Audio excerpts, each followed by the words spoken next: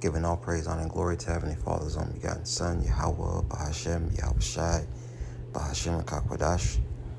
Double honors to our apostles and elders, great millstone, teaching us His truth, according to the Bible, and rule well. And not shalom, others, so you're arguing throughout the four corners of the earth, pushing His truth through diligence and sincerity and in charity.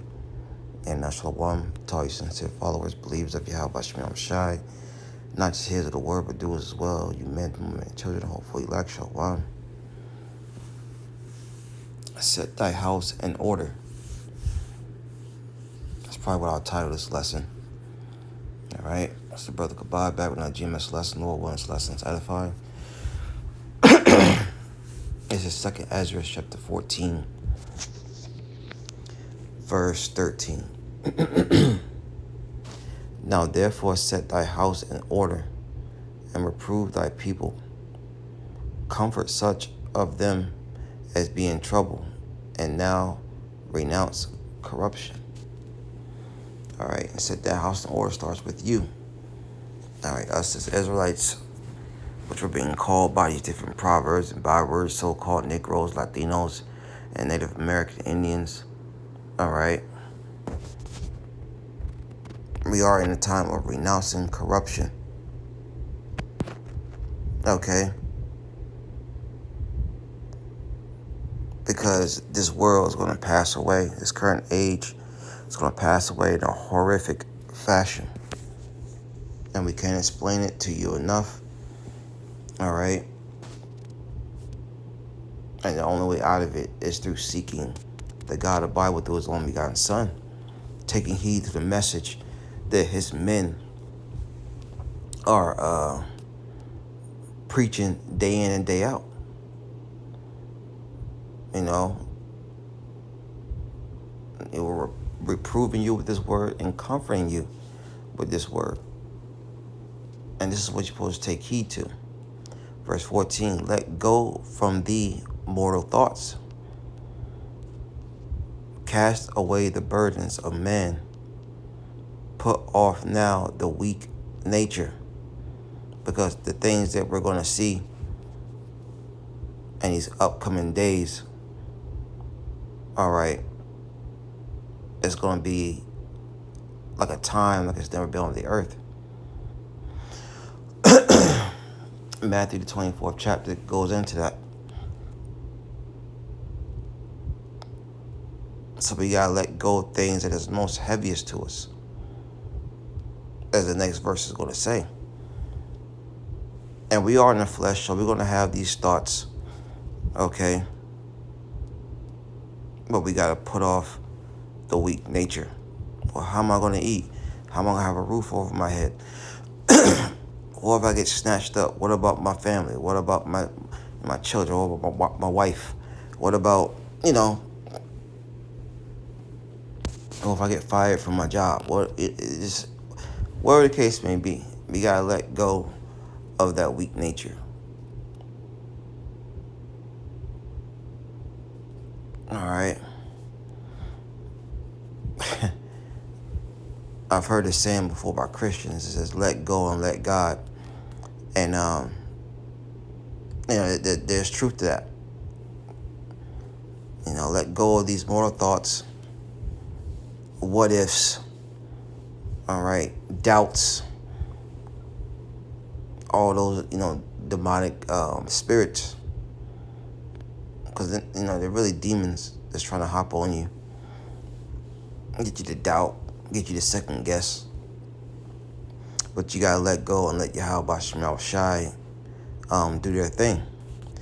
Reading on verse 15, and set aside the thoughts that are most heavy unto thee, and haste thee to flee from these times. Right? So the thoughts that are heavy to us, we got to set it to the side.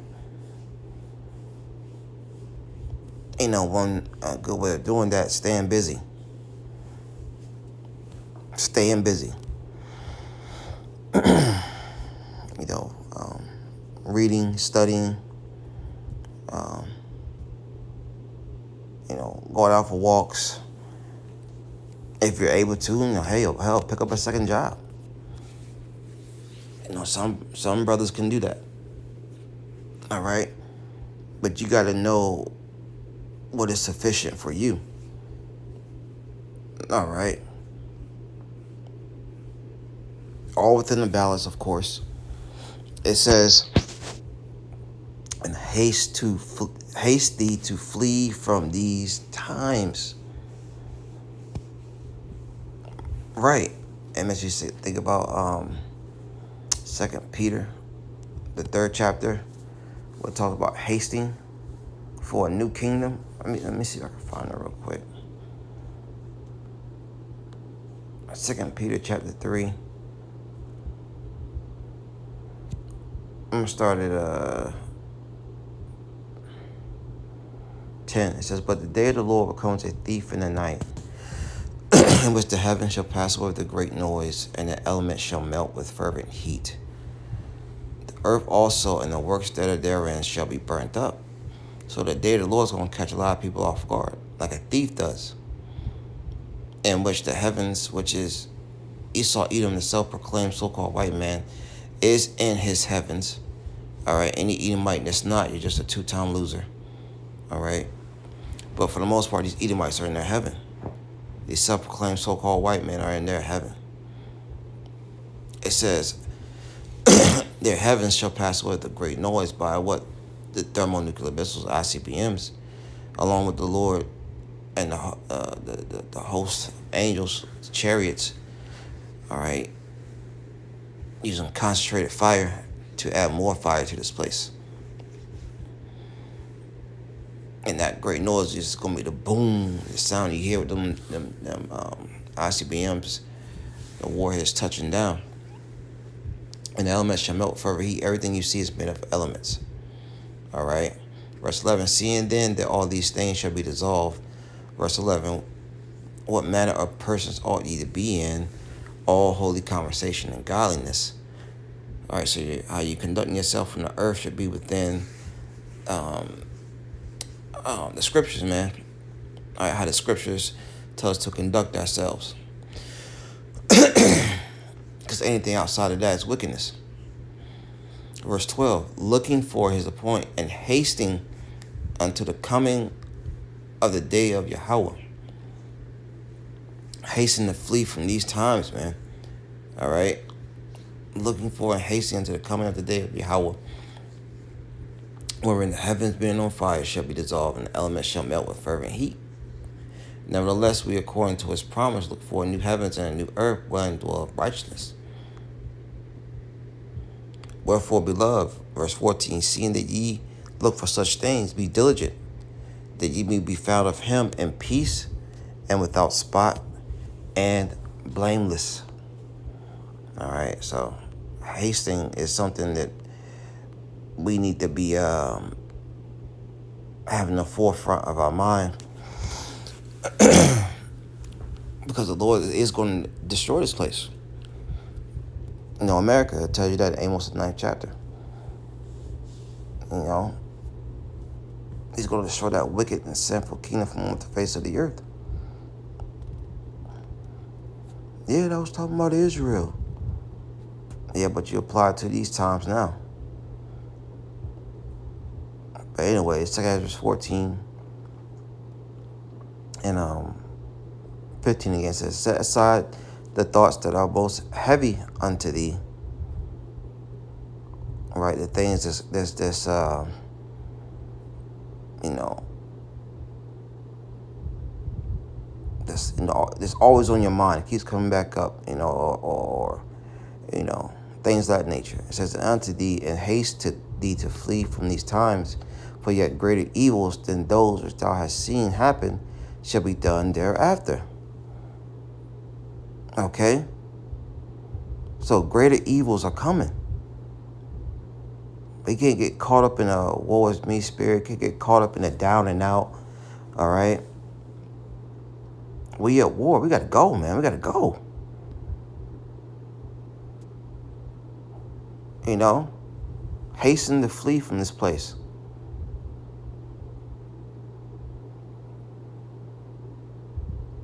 Right? This place is on fire spiritually. Then it's going to be physically. You know, would you go back into a burning house? The house is on fire. Oh, I need to go get my wallet. I need to go get my keys. I need to go get this. No, you're just going to get the hell out of there.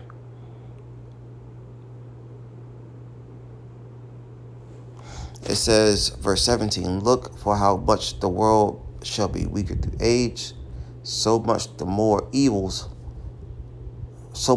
shall evils increase upon them that dwell therein. Evils, man. Evils, evils, evils. Eve meaning time, ill meaning bad. All right? But, matter of fact, let's get some of these evils real quick.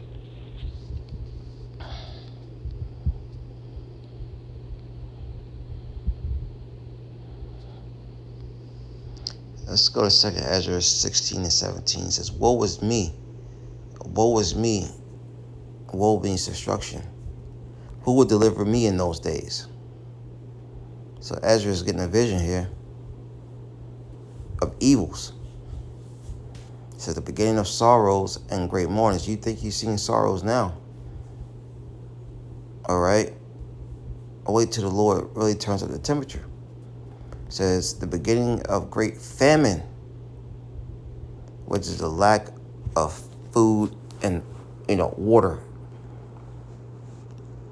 And that's gonna delete a lot of people from the earth, man.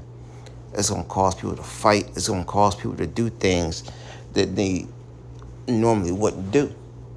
All right, it's gonna get them out of character.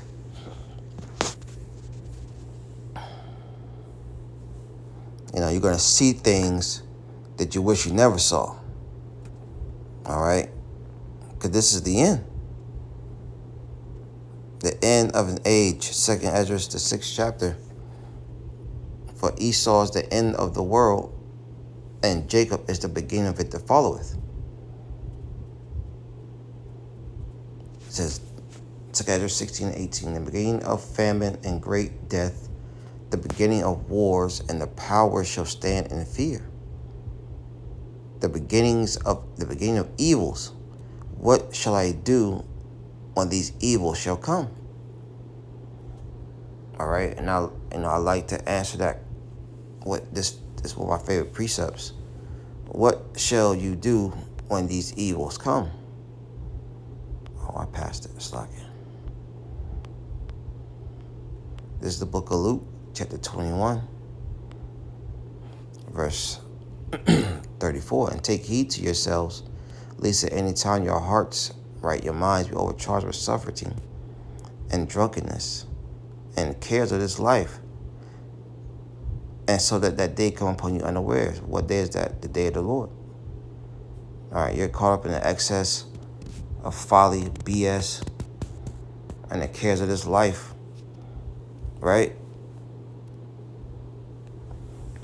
Diddy trial, madness, the NBA draft. Who cares? Who cares? Social media. You're so caught up in these things that the day of the Lord is going to sneak up on you. It says, verse 35, for as a snare, which is a trap, shall it come on all them that dwell on the face of the whole earth. So it's going to come as a trap. Those who are not watching. Verse 36, here's the point. So Ezra said, what shall I do when these evils shall come?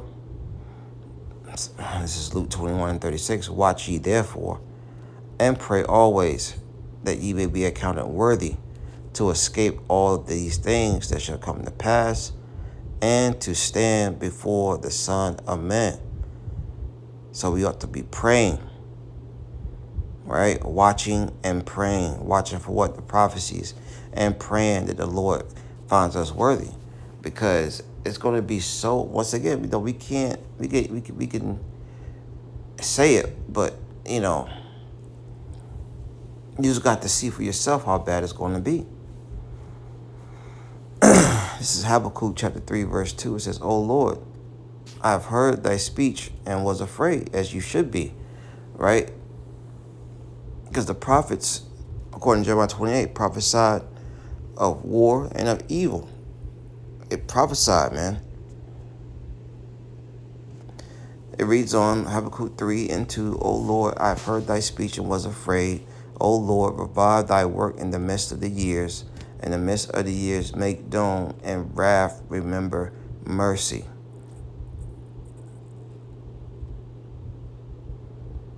And I had a vision back here some years ago. And, I've never been that frightened in my life. Never. Never. And, I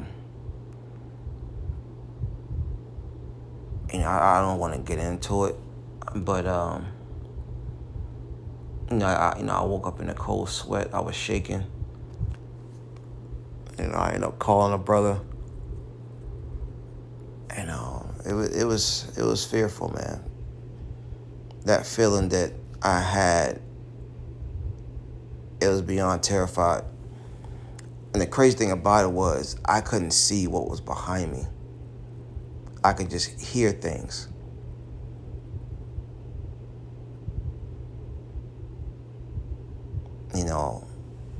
And it was the sound of death. I may do a lesson on it one day. Lord might have me bring it out. But it was terrifying, man. So back in 2nd Ezra chapter 16,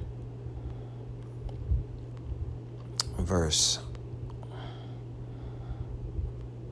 18. So it says, the beginning of evils, what shall I do when these evils shall come? Watch and pray, that we ever be found worthy to escape the famine, the death, the wars, things of that nature.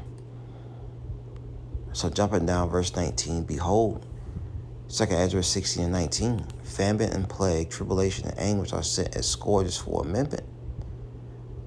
But for all these things they shall not turn from their wickedness, nor be always mindful of the scourges. And that's crazy because the Lord is sending these spiritual lashings, and our people are not even taking heed. All right? They're not being corrected. And it's going to lead to the Lord ultimately just taking them out of their misery. Jumping down verse 22. For many of them that dwell upon the earth shall perish of famine, and other that escape the hunger shall the sword destroy. And it's going to be an all-out bloodbath, man. And if the Lord's not on your side, you're finished out here. You're finished out here, man.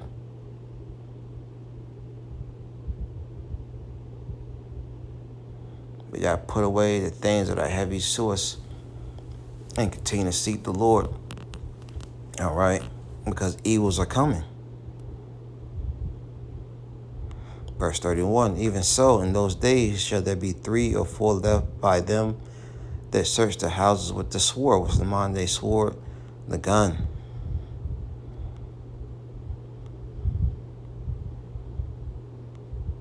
This is the last precept, 2 Ezra 16 and 40. O my people, hear my word.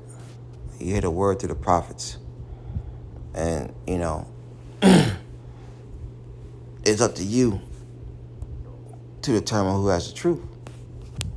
If you're on the fence about what camp is lead you the right way or has the truth, you got to pray. You got to fast.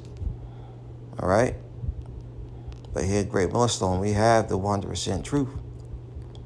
Everything you need pertaining to salvation. 2 Ezra 16 and 40, start with the head apostles and elders of Great Millstone down. 2 Ezra 16 and 40, O my people, hear my word. Make you ready to thy battle. And in those evils, be even as pilgrims upon the earth. All right?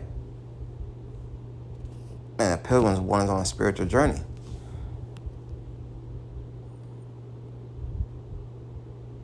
And you're going to, lose things in the process, careers, right? Your jobs,